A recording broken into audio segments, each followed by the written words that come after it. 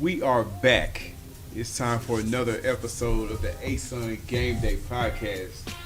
William Hall Kendrell Watkins.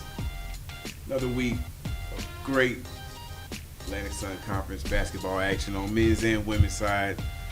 Let's just get straight to it. Let's do it, man. It was an exciting week, so I'm excited to start this episode. There was a lot of games that we're going to discuss, so I'm happy about it. Let's go. So on the women's side, we got FGCU standing alone as the last unbeaten team, conference play after defeating Kennesaw State, who, coming into things, who would have thought those would have been the last two teams that had yet to suffer a loss in conference play, but KSU out to their best start in program history. I don't think they're going away. I think they've shown that I think they're going to be in the mix.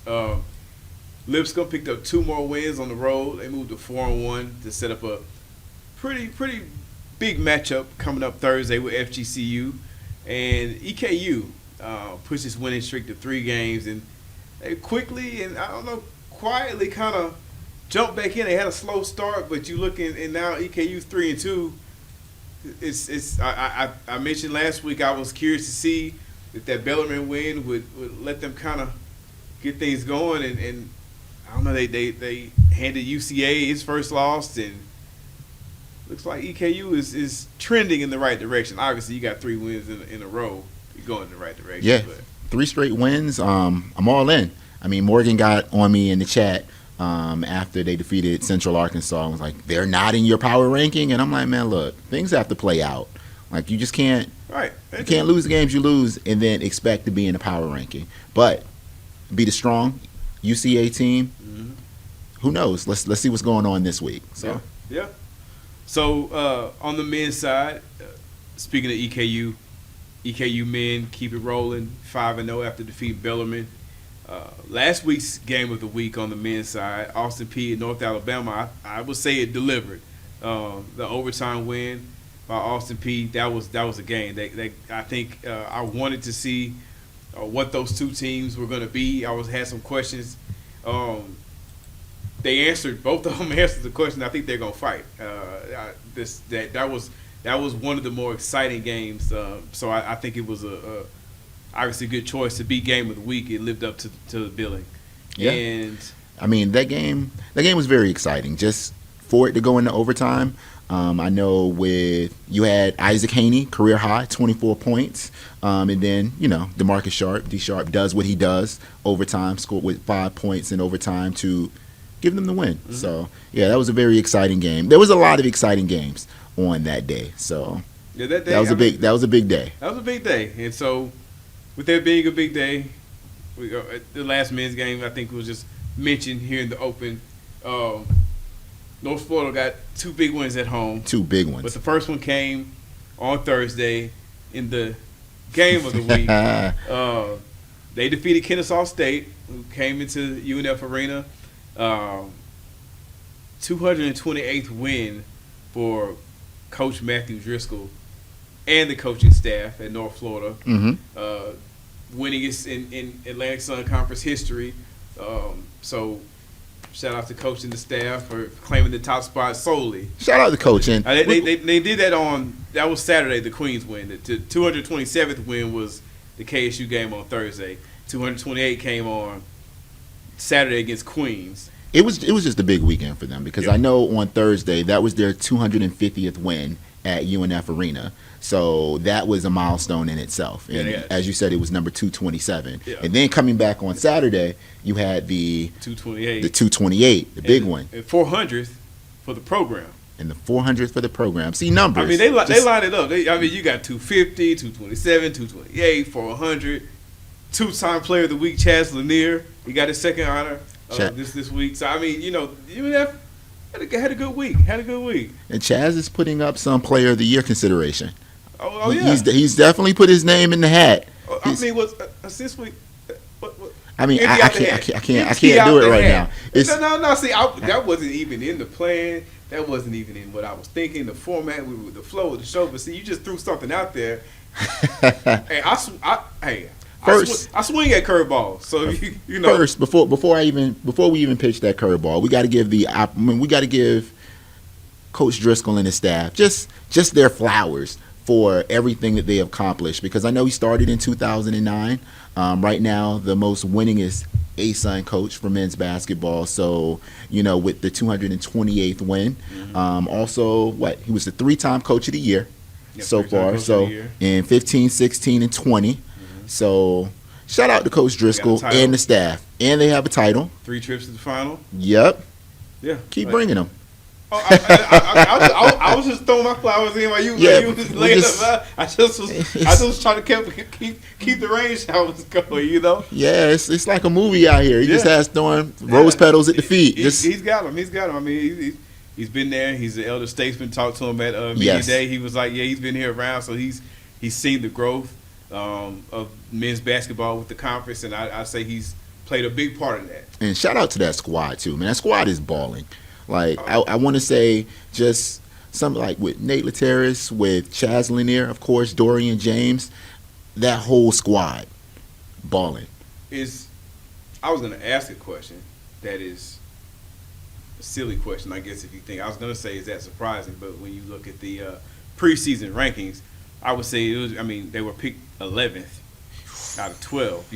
I mean, they had some student athletes who moved on and went to other programs in the off season. So to be doing what they're doing right now, obviously is amazing. But when you lay out the accolades of Coach Driscoll and his staff, it shouldn't be surprising that UNF is able to bounce back, keep it moving after the losses that they took. Carter Hendrickson finally moving on, things like that, and just they got, like you said, they got a squad. So.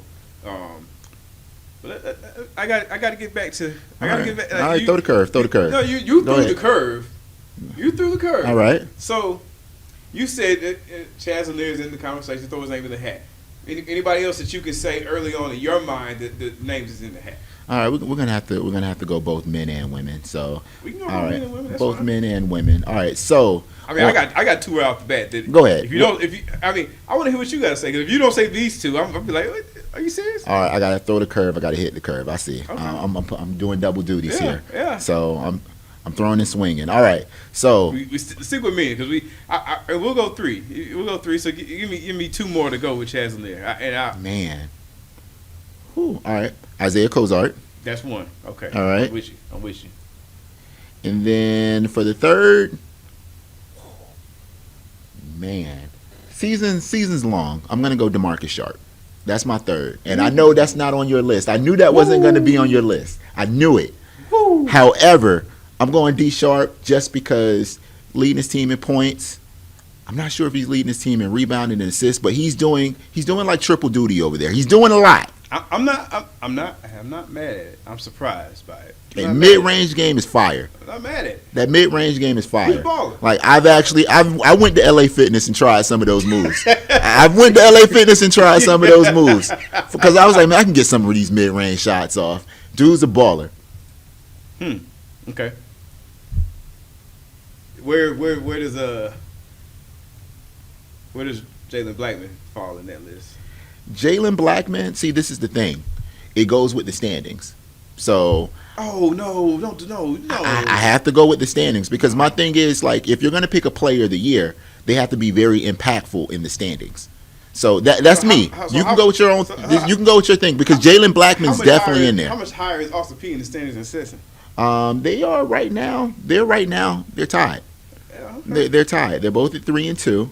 However, I feel like just from some of the recent developments, things that I've been seeing, Austin Peay and the trajectory. They're going different directions. They're going different directions right now. So that's why I have D Sharp. And D Sharp's been balling all year. So and Jalen Blackman has as well. I just noticed some things with Stetson. I'm like, he is the head of the snake. If you can slow him down a little bit, Stetson has struggled. So teams are really targeting him. So I would say, like, now, as this late January, 3 weeks in the conference play, Kendrell Watkins picks.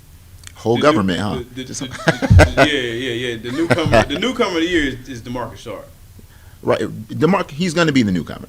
I don't. I mean, that's where that one is putting me. Anybody else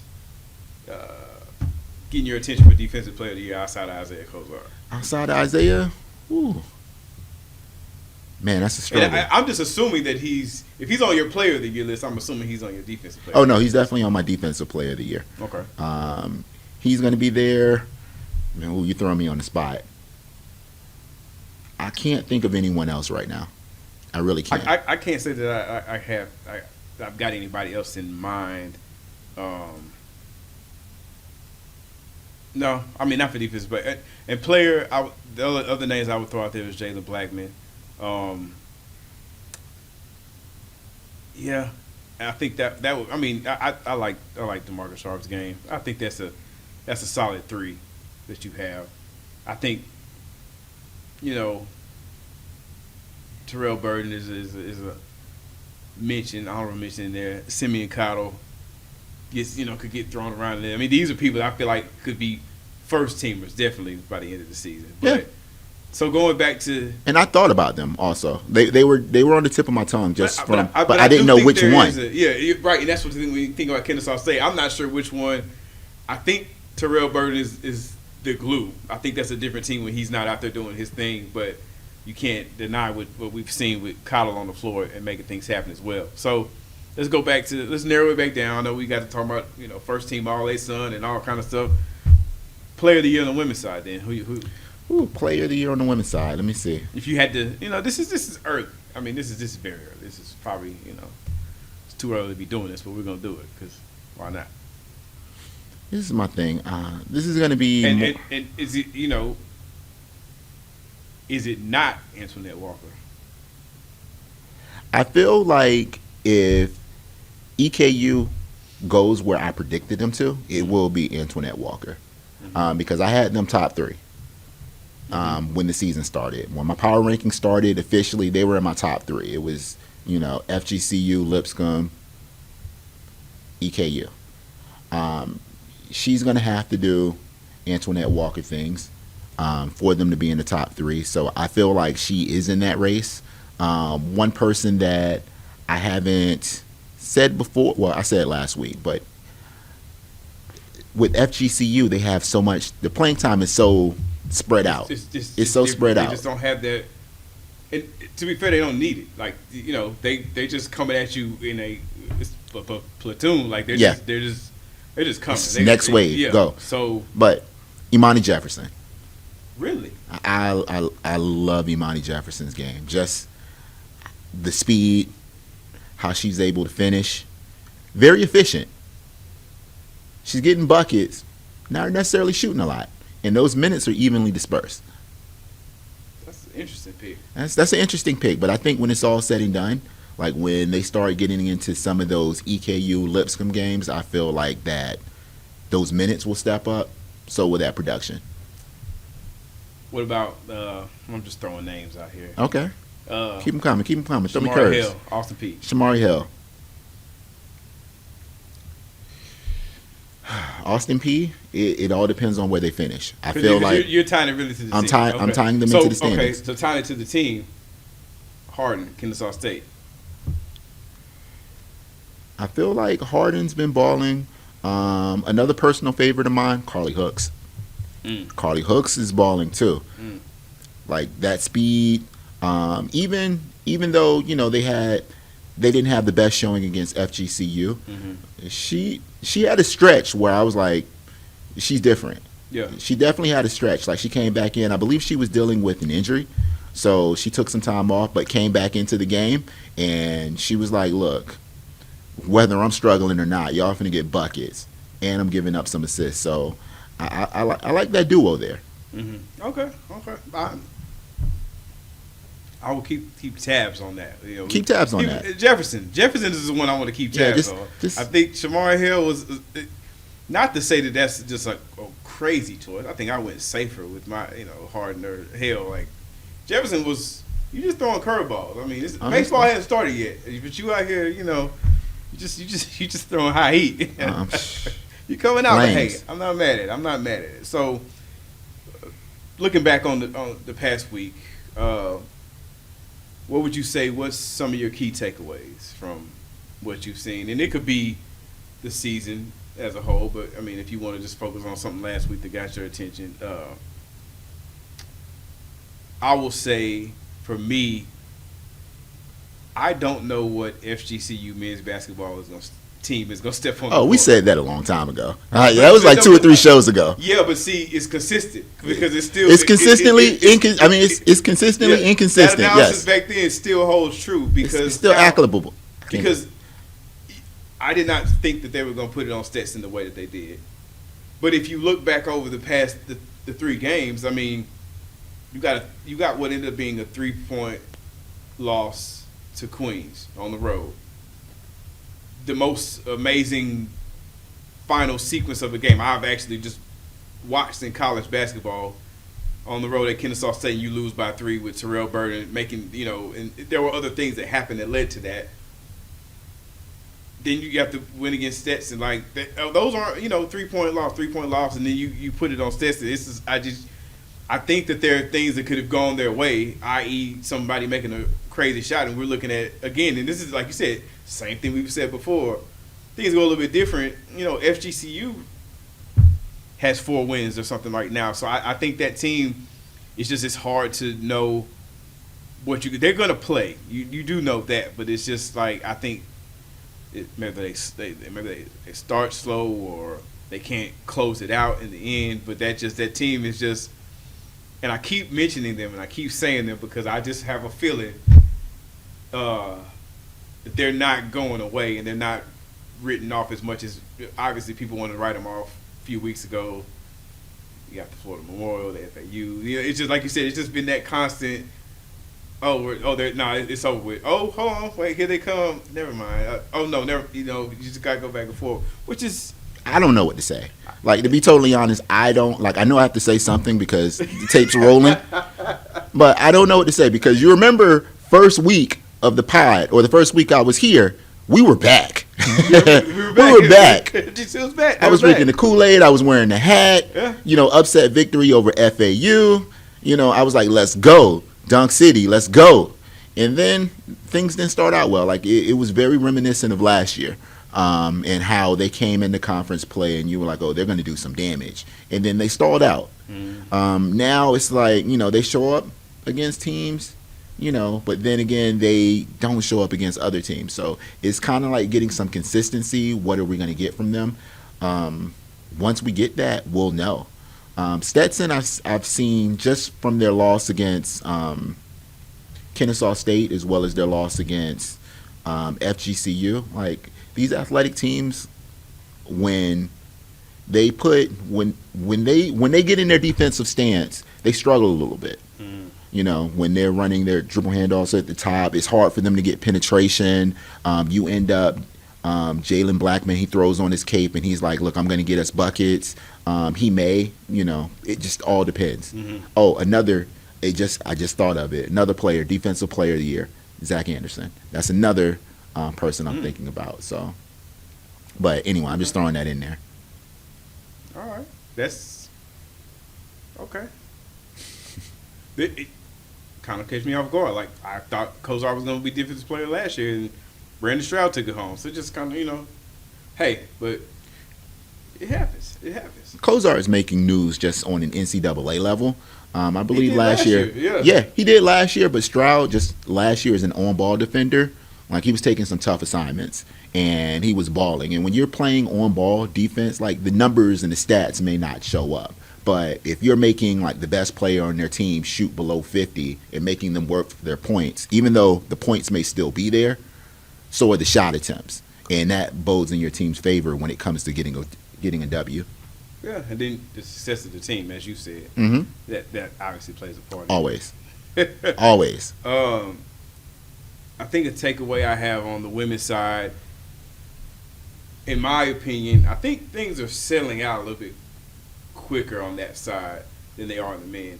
I look at the men and I look, towards the lower half of the standings right now, and I see a lot of teams that you could make a case for that can make a run, or you can make a case for that, can do more. I think in the women, you're kind of starting to see the separation earlier To me, looking at the top and seeing. Can you? I can. Okay. That's what I said in my opinion. You see it. Tell me what you see. I see FGCU. Okay. Okay. I see Central Arkansas, Lipscomb, and EKU right now. Austin P.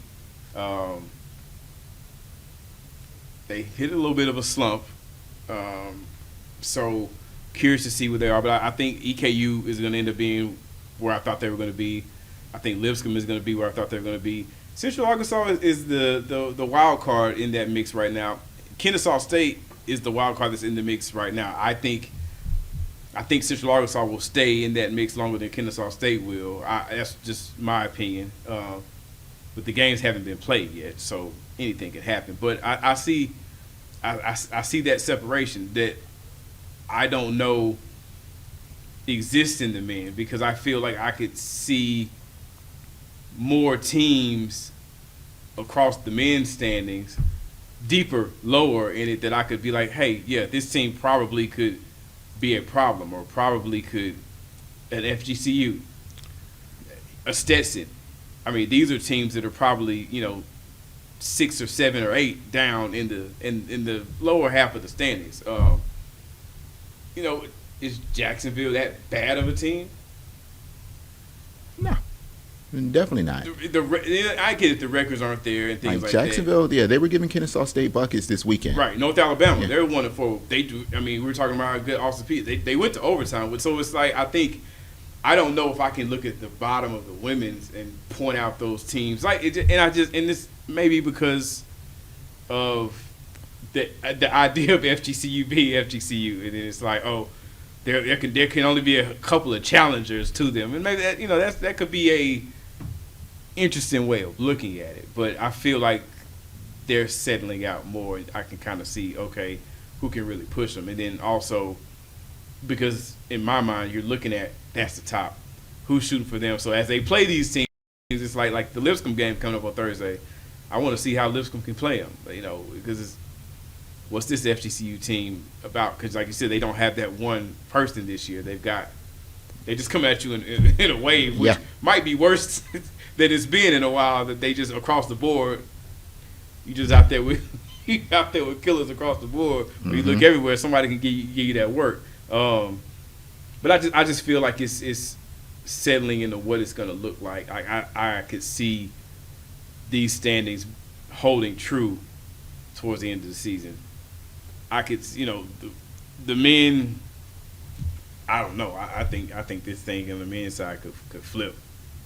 I mean, I think Stetson can get just as hot as they were 2 weeks ago. I do too. I just feel like it's just to go into that. I feel like it's very similar on both sides. I feel like EKU on the men's side is 1. I just feel that way. You think they're like 1-1? I feel like they're 1-1. Just based off of the premise of, I feel like they can get a W different ways. I feel like they can grind out. Like you can dump the ball off to Devontae Blanton and say go to work, win some close games. If your shooters get hot, and Michael Moreno and Colin Cooper, if they get hot, it's going to be a long evening because it's just bombs away. All right, you can dump the ball off to Cozart, with his jump hooks left and right, or that spin move, or if Comer and Comer or Walker, like there's different ways that they can beat you. Like that's what I feel like. They don't always have to bring their A game to get a W. It's the most exciting 40 minutes in basketball. Oh, look at you! Look at me! Look at you! Look, man, marketing. I know my point. So I'm like, it's the most exciting 40 minutes in basketball. So they don't. I don't think they necessarily want to grind out a game because they're pushing it, they're going, but they can grind out a game. And then after that, I feel like there's some parity in the rest of those spots. So there's some teams fighting for that second place. Don't get me wrong. I think EKU can be beat. I just feel like there's a little bit of separation between 1 and 2. On the women's side, FGCU perennially, they're 1. I feel like when you get to that 2 through 5 spot, there's some parity there. All right, between the Lipscombs, the EKUs, between let me see here, Lipscomb, EKU, and Central Arkansas. I mean, off the P where we think they could be, where I think they could be.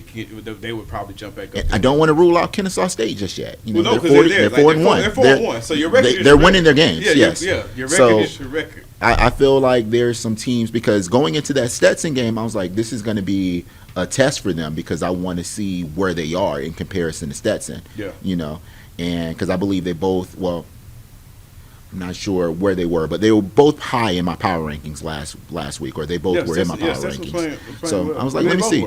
They won by 15. So I was like, okay, you know, they've arrived. Like FGCU, I seen some things that, you know, with them, maybe with the turnovers and things like that, or the field goal percentage and their shots. I was like, you know, that's going to come back to haunt them, because you got to take advantage of your shots versus FGCU. You can't be out there shooting like in your high 30s, low 40s. You got to hit shots and get good shots. So, you know, they struggled there, but again, that 2 through 5, let's see where they are. But one of those teams in that 2 through 5 that we're waiting to see shake out is the Lipscomb Bisons. I had some time earlier today, have a chat with head coach Lauren Sumsky of the Lipscomb Bisons women's basketball team. So right now we're going to go for my conversation with Coach Sumsky, and we'll be right back on the ASUN Gameday Podcast. William Hall, ASUN Gameday Podcast, sitting down here with Coach Sumsky, Lipscomb Bisons women's basketball. Coach, how's it going? It's going well. I appreciate you having me and, you know, making time to talk some Lipscomb women's hoops here. So ready to go. No problem. So congratulations on the start to conference play. Your only loss was that overtime game against a Central Arkansas team that's playing really well this season. What would you contribute most to the early success you've had in conference play? I mean, I think we're just like every other team right now, excited to be competing in conference play, excited to kind of size ourselves up. And it's one of those things where you think you know who you are. Non-conference definitely helps you identify who you are as a program, but it's hard, you know, to then go into conference play and then you're starting from scratch again. So that's it. That's a hard part. Is also the exciting and the fun part, because you really don't know how you measure up with teams in conference, because we're not playing against each other, right? You can see some similar matchups and, you know the game and know how matchups work, but it's nothing like being an ASUN play. Every single game has been super competitive. It's been super exciting. I mean, our kids are, you know, they're really excited about just being back in conference play, how much conference games mean. And every game we played in feels like a tournament game so far. So that's super exciting. I mean, couldn't ask for better, seriously. Yep, it has been exciting. Exciting the 3 weeks we're in. So it's already looking like it's going to be a exciting season. Yeah. You've got 4 players that are averaging double-digit scoring so far this season, led by Leah Sorrentino. Talk to me about how much of a benefit it is to have that many different offensive weapons on the floor at any given time. So someone's maybe having an off game, you've got scores out there. We've always played complementary basketball here at Lipscomb. That's one of the things we tell people, like, you know, we're not a superstar program. You know, you come here, you're expecting to be a part of something bigger than yourselves. I'm really thankful to have kids that share the ball. Yes, Aaliyah's having a really impressive season for us so far. And we're excited to watch her to continue to develop, but she also had to, you know, buy into the way that we play, the way that we do things. And that's sometimes an adjustment for people. So we're happy with her growth and her progress. We know she's not even close to, you know, how good we think she can be. But I think I could say that for a lot of our kids right now. We're just trying to get better every day. And I think they're coming in battling and willing to let it be someone else's night every single night. And I think that's what makes our program special, the way they just compete and play hard together day in and day out. Mm-hmm. So last 3 games on the road. Know you're ready to probably get back in Allen Arena and get that home crowd going. But what is your difference in your preparation, or is there any difference in preparation when you're playing on somebody else's court as opposed to being at home? No, not really. We prepare for every game the same way. I think the only difference is we account for a little bit more time on the road and a little bit more travel. So we probably try to, you know, not keep things as mental, because we know they're going to be enduring some physical fatigue, and we maybe front load things a little bit in our week as opposed to, you know, kind of having a build up or progression. But I think the reality is no matter where the game is played, like I said, every battle in ASUN is that it is a battle. Every team is built a little bit differently. A lot of teams play complementary basketball, so it could be anybody's night, any night. A lot of teams have different strengths and weaknesses, and it's all like that jigsaw puzzle, and just trying to win that chess match every night, or trying to put your kids in the best position to win that chess match. And for our kids, I mean, it's different. I mean, sometimes you're playing against teams you shoot the ball a little bit more, and then sometimes you're playing against teams who defend a little bit more. Sometimes you play against teams who, maybe dribble, drive a little bit more, all those things. So it's one of those deals where our kids have to have quick turnarounds no matter what. So whether you're playing on at home on Friday, on Thursday, Saturday, or on the road, it's still gonna be that quick turnaround where you got to get ready to go against an entirely new team that is good at what they do and competes in a different way. Mm-hmm. Well, speaking of that chess match and a Yeah. team that's good at what they do, Yeah. quick 2-game homestand with the first one, a big one on Thursday. And I say Yeah. big because it's just my point of view. For It's sure. just another game on the list of schedule, so I get Yeah. it. But FGCU coming in on Thursday. I know we talked last year, actually, Yeah. before you all went down to Yeah. play them. So Yeah. just coming into this matchup, what does Lipscomb need to do to earn its first victory against FGCU? And I know they're a team that's Yeah. they win the championships, and we know about the program, but it's a Yeah. different team this year. So looking at Sure. this matchup, what's your mindset going into Thursday's game? Well, we go into every game thinking it's the biggest game of our season because it's the next one, right? So, I mean, we obviously know who they are, and the things that we've done, have nothing but respect for, Carl and his program and the way his kids carry themselves. I think they're, just class all the way through and through, and there's a reason that they're good. But the way that we look at it is, look, they're next up, so that's what makes it big. That's what makes it important. We're trying to just get better every single day. We know that they're a team that I think everyone talks about the way that they shoot the ball, and they do that well. But I think what people don't talk about enough is how well they defend the ball. So that's something that we know we have to do a much better job of. I thought the first time we played them last year, we did a little bit better with ball security and kind of figured out some things. And the second time, they made a really big adjustment that we struggled with in the game, and they just got away from us there. So we're gonna take care of the ball there. We're gonna have to know that they're gonna make some tough shots, and like we're just gonna have to be willing to live with those things. And we know that they're really, really, really good about carving you up and taking advantage of the defensive mistakes that you make. So we're just looking for this game and knowing that it's gonna be just like most of our games have been, like a defensive battle. We got to take care of that in first. If we don't take care of that in, that it could get ugly quick, just like you could with anybody else in our conference. And then we're going to take care of the ball on the offensive side of the floor, and then just remain aggressive and remain, attacking the way we have everybody else in conference, and let the chips fall where they may. But our kids are excited. I mean, I'm not crazy. I mean, we're all competitors here, so they know who they are. But we're just approaching like it's big because it's next, and we've got to do the same things we've had to do against a lot of other teams in the league this year. We just know it's going to be a war, so we're excited for it. Yeah, I'm excited for it. I was excited to see what Lipscomb was going to be this season, just from seeing success last year. FGCU is FGCU, so For sure. it's the game I'm waiting on. I'm actually going to make a trip up to Nashville. I'm gonna Okay. be All there. right. I'm coming in for that one. I'm coming in. Okay, we got to take care of you there. We're excited to Y'all have you. always do. So I would love to be there for this game. I think this is going to be a Yeah. good game this week, so I'm looking forward to it. For sure. Coach, as always, thank you for your time. Good luck Thank you. I with the rest of the appreciate you having me. season. Oh yeah, and we'll definitely be talking again. And like I said, I'll see you in a couple of days. I'll see you in a couple of days. Looking forward to it. All right, thank you. Yeah, of course. I'll see you. We are back. Always good to get to talk to Coach Sumsky. We're gonna be in the building for the game, so We're going to be there. I'm so excited. I'm excited too. I'm so excited because that was the game that when I initially started my power rankings, I had Lipscomb at the 2, and I wanted to see how they would work against FGCU, because I feel like with FGCU, like you either got to run with them, you got to take care of the ball, like we mentioned in everything, but you can also slow it down, grind it out. You just have to be able to, with the Zudu one there, like she's going to be running the center. Like you got to have a center that can run around with her, because when she sets those picks and come off those picks, like she's a danger. And when she's sitting at that 3-point line, if you show too hard, she's just coming right around you to shoot her layup. So Aaliyah Sorrentino is gonna have a tough night. But then again, on the other side, Aaliyah Sorrentino puts her back to the basket like she's a problem. So I'm excited to see how that works and see, what gives first. And then, just the rest of the team. Like, I feel like shooting, like they're kind of comparable when it comes to shooting, at least in the percentages.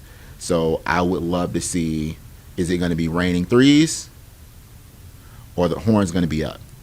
So I just want to see where it goes. So I'm excited about that game. That is definitely a game that I'm looking forward to. As I told Coach, we'd be in the building, so excited to see that. Another game on the women's side, our game of the week, is taking place on Saturday. Central Arkansas on the road against Kennesaw State. Two more of those teams in that window. I can't wait till we get to the power rankings to see where you actually put these teams, or if both of them are even in there. But Central Arkansas and Kennesaw State, obviously two teams that are having seasons that kind of unexpected. True Blue era. True Blue era. Kennesaw State, head coach Tony Kemper got UCA just revitalized. There's a whole new team. Like I everything I thought I knew or I thought about last year. This is UCA women's basketball. So I think that game, it's gonna be a test, obviously. But I think I'm more. I want to see what Kennesaw State. I'm leaning more towards, like, I think if KSU picks up that win, that'll do a lot to motivate that program. Because again, I just said it. I felt like UCA would hang around that top longer than Kennesaw State would, but we also said you're 4-1. That's your record. You winning your games. It's one of those games. It's like a statement win. I think this statement comes more with Kennesaw State beating the UCA. And again, that sounds very interesting to say because of looking at where these teams came into the year, what we were thinking. But I'm more, I guess, intrigued by what Kennesaw State can do in this game, especially coming off the loss to FGCU. They're bouncing back on your home floor. I'm just excited because I get to see a point guard matchup, and I'm all about the point guard play. So I get to see Randria Wright versus Carly Hooks. So I'm here for it. So when I tell you front row seats, oh, you mean it this time? I mean it. Like I won't be there, but I'll be on the couch, and I want to see it. Okay. I definitely want to see it because I think it's going to be exciting because when you get to, again, Carly Hooks, I'm going to say that name a few times, Carly Hooks, just Stetson. You know how Stetson D's up. Like they play defense. They come, they get after it. They're a very pesky defensive team. Carly dropped 31 on them. So I'm like, that being said, and, with FGCU, she put in some points there as well. So I'm excited about that. And we all know Randria Wright, what they're doing over there in Central Arkansas. And just the game in overtime, how she just stepped up, took that over. Like, I'm just excited to see it. And both these teams, like, every once in a while, they can get out and run. This is going to be an exciting game. Mm-hmm. This is definitely going to be an exciting game. When we say game of the week, I am here for it. However, the other game of the week that I think we're going to be at, even though it's not the official game of the week, but that FGCU versus Lipscomb, there's going to be some fireworks there. Yep. I think there will be. And a game on the men's side that I'm looking at, not the game of the week yet, but it's the reverse of that game, Lipscomb at FGCU.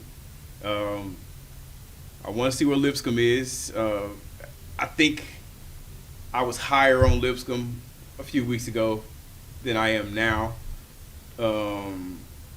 FGCU is interesting to me, so I'm just ready to see. I want to see that game. I think those are obviously two teams that had high hopes for coming in. I mean, FGCU was number 2 preseason coming in, so want to see what Lipscomb can do on the road. Want to see if FGCU can build some momentum, get a couple wins going on. That's a Thursday matchup. Saturday, though, game of the week, North Florida, hot, on the road at EKU. That's going to be an exciting game. I think both of them are going to be exciting games just because with Lipscomb and FGCU, you get to answer some more questions. Like when it comes to Lipscomb, they beat North Alabama last week. But before that, they played a Central Arkansas team and, they almost broke 100. So, you kind of want to see where they're going to be. Lipscomb's going to score points. Just in that game, Central Arkansas scored more. But I want to see what's going to happen. They have a lot of players that can put the ball in the basket. So I'm excited about that between Darren Boyd, Will Pruitt, Cody Head. He had a game last week.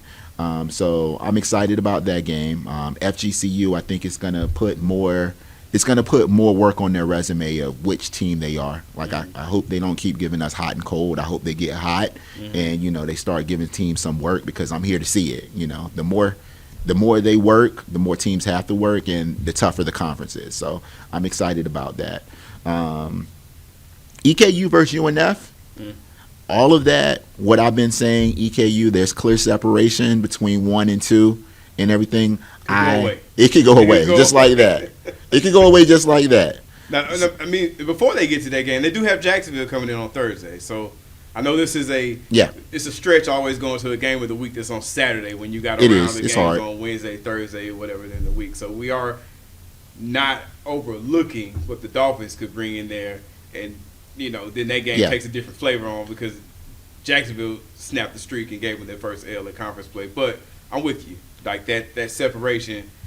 Yeah, but I'm excited because I want to see this North Florida team, like this Osprey team. I want to see them like just in their full splendor. I want to see them like play some teams, beat some teams, because some of the games that I've seen them win, like against forget who it was. I know it was against Kennesaw State. I believe they beat FGCU too. I can't remember. It was a couple of weeks ago, but yeah, it was FGCU. Yeah, like they shoot threes, like birds of Trey. That's the mantra. That's the moniker. They lead the nation in threes. Yes, they shoot threes, but they have some bounce. Like I've seen some ollies getting thrown here and there. I've seen some patting of the head. Like I've seen a lot of stuff. Like there's bounce there at UNF.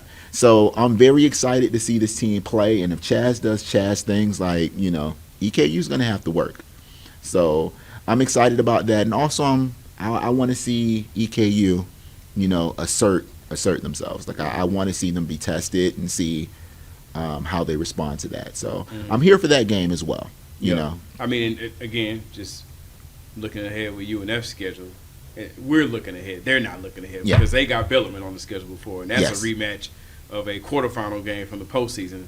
Bellarmine's looking for his first conference ring. They're going to be hungry for that. So we got around the games before we get to our games of the week, but with both of them being on Saturday this week. But Central Arkansas at Kennesaw State for the women, North Florida at EKU for the men. Games of the week. So now, before we wrap things up, Kendrell, everybody's been waiting on it. Let's go. You know what time it is. You know what time it is. Power rankings. I'm gonna let you do the honors. What men's and women's first? Let's go. Go first. I'm gonna start with the women. I'm gonna go women first. Let's go. All right. And I have Stetson at 6.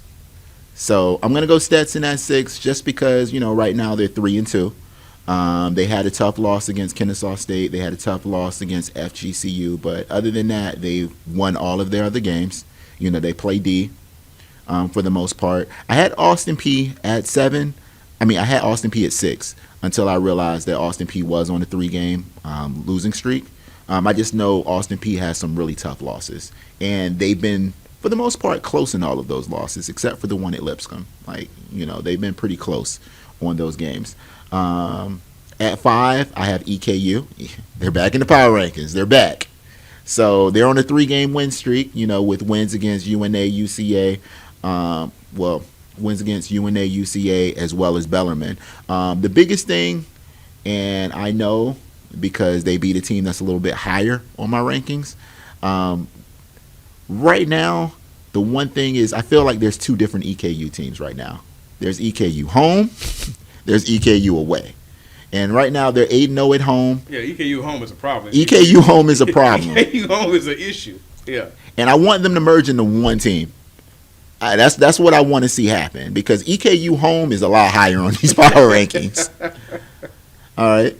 Kennesaw State I have slotted at the 4. Right now there's 4 teams that are either undefeated or 4-1. So Kennesaw State, I have them at the 4. Lipscomb, I have it at 3. Their only loss right now is to UCA. And UCA, my number 2. Still, 2 weeks in a row. I know they had a loss They had a loss last week. Their only loss was to EKU, which, again, is at the 5. But, again, they defeated Lipscomb. That's the only reason I have them still at number 2. And this game coming up this weekend between them and Central Arkansas, I feel like, again, it's gonna switch some things, and this list will become a little bit more concrete. And FGCU's just sitting there at number 1. So I want to say more, but I feel like we said a lot during the course of this pod. So they're number 1. I think this might be the first week. I don't know. I know we were close last week. We locked in this week. There we go. We're locked in. Same exact power rankings. I mean, I got Stetson coming in playing well. EKU's fought their way up, and they've jumped Stetson right now. They're playing good. 3-game win streak. We talked about that before. Kennesaw State did suffer a loss, but they also got a big win. Lipscomb got 2 wins. I'm with you. The only reason Lipscomb is 3 is I couldn't ignore the fact that they beat them. Mm-hmm.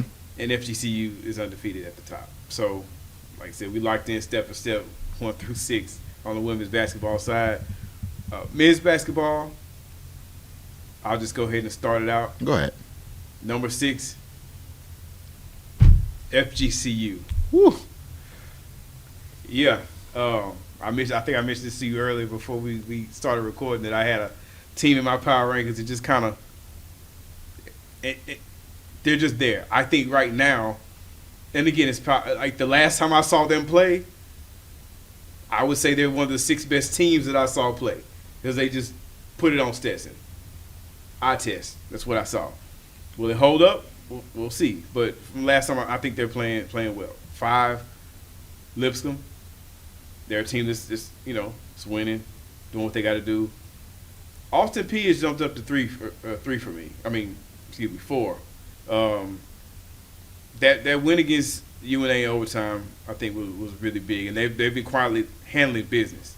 And I say quietly, it hasn't been quiet, because if you ask them, they're gonna tell you how good they are. So, and I respect it. I'm here for it. Number 3 is Kennesaw State. They are here because the team that is at number 2 did beat them this week. They're as high as they are because they've only lost once. But they are number 3 because, again, the number 2 team, North Florida, picked up a win. They did take them down. So I've got UNF at 2 to EKU at 1. Again, they're going to be there until they'll be there. They'll be at number 1 next week unless Jacksonville and North Florida does something about it this week. I don't see anything at this point. It's gotten to a point where I don't know if you can jump an undefeated team without defeating that said undefeated team. Pretty much.